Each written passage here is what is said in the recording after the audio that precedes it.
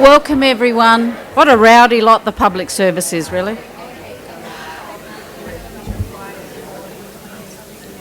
It's so wonderful to see so many people here and the energy in the room, so I'm actually looking forward to this morning's session. Firstly, I'd like to acknowledge this land that we meet on today is the traditional lands of the Kaurna people and that we respect their spiritual relationship with their country. We also acknowledge the Kaurna people as the custodians of the Adelaide region and that their cultural and heritage beliefs are still as important to the living Kaurna people today. This is a very important event for us today, and for those of you that know me, I guess, the conversation about women and leadership in particular in the public sector is one that's very dear to my own heart. But I think today is the start of us having a very real conversation about the difference it actually makes to organisations. For those of you that don't know me, I'm Irma Ranieri, Commissioner for Public Sector Employment and also President of IPAA, and I'm very proud of, I guess, the work that IPAA does for the public sector and public service. Ladies and gentlemen, predominantly from the State Public Sector, Senior Management Council of the State Government of South Australia, IPAA members and partners, I wish to welcome you to this very important forum. Most importantly, I'd actually really like to thank the Premier Jay Weatherill for being here. It's very important to have, I guess, leadership from the top, and there isn't anyone like the current Premier that does that for us. Our Minister for the Public Sector, Susan Close, and in particular to Narelle Hooper, Roden Jenoff and Anne Gale, all who have a deep passion for the topic we're talking about today. Just a few words from me. South Australia's strategic plan aimed to have women comprising half of the public sector employees in the executive levels, including chief executives, by 2014, and for us to maintain that target. When the target was set in 2003, only 29.4% of the public sector executives were women. I'm really proud to say, as at June 2014, approximately 43.1% of public sector executives were women, an increase of 13.7% from 2003. So we've done a lot. Over the last 10 years, we've had made some significant progress, and there have been some very active groups, and I've led a few of them, I think, across the sector trying to improve women's participation in leadership. However, I think we still haven't reached gender equality in decision-making roles, and I think we need to continue and work harder.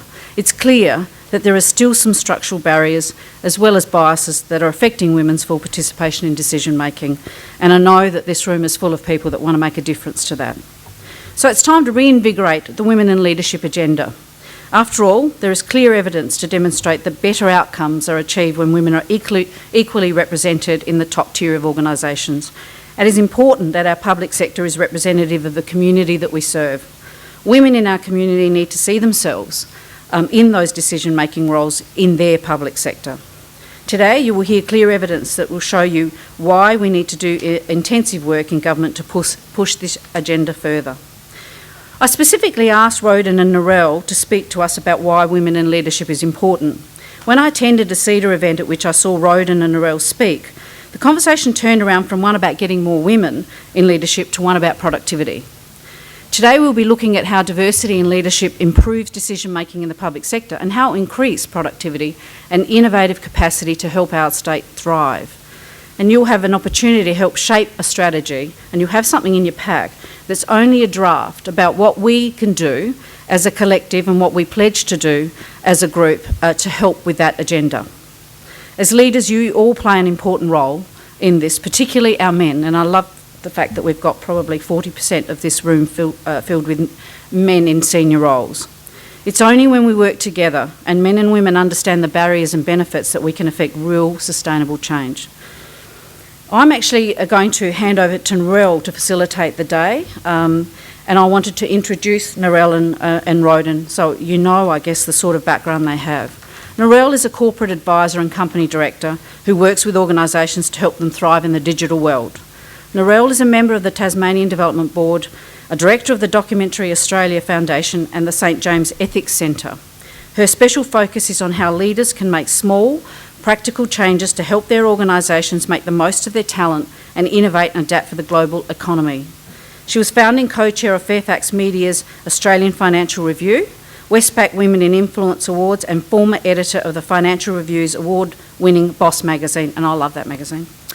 Among recent projects, Narelle has advised the Business Council of Australia on aspects of its long-term economic action plan, chaired the CEO Institute's 2015 summit, and co-facilitated the Future of Work Forum at the 2015 Vivid Festival. During more than 2 decades in business journalism, Narelle has interviewed hundreds of CEOs, the Prime Minister, Head of the Reserve Bank and global leaders to help understand where leaders go right and wrong. She has worked with Australia's leading media groups, including as political correspondent for BRW, with ABC's National Current Affairs program, AM and PM, Radio National, SBS TV and Fairfax Media. We certainly have someone with experience in the room here. Now, so Roden Jenoff, apart from Roden and I living across the road from each other when we grew up, which we kind of worked out and can speak our native tongue, he's an internationally recognised, and he's from South Australia, internationally recognised and award-winning industry and cluster development specialist. Results of his work have been widely reported in the Australian and Danish financial press. Roden is unique in his ability to turn regional and cluster strategies into investment outcomes and collaborations that lead to global joint ventures between companies. The success of Roden's Danish cluster project on developing an advanced manufacturing and engineering cluster was grounded in activating business partnerships that enabled companies to win new contracts. Success stories like this led to the Danish regional authorities to commission him to write a book, Engineering the Future, outlining his regional cluster approach. The region went on to fund his cluster collaboration model worth around 10 million Australian dollars. He's appointed as International Cluster Expert of the OECD in Paris to contribute to study on measuring the potential of local green growth, and by the Vinnova, the Swedish Department of Innovation, to undertake a review and map Sweden's steel cluster. Roden's current projects include leading the International Cluster Training Program for Danish Cluster Excellence Project. In Australia, over the past decade, he has developed engineering and mining clusters in Queensland and South Australia. And finally, in November 2013, he was named as one of the world's top 100 sustainability leaders. And that's along Richard Branson and Nicholas Stern. He's now co-authoring a book on the new economy, due for release in September, and I'm hoping to be at the launch, guys.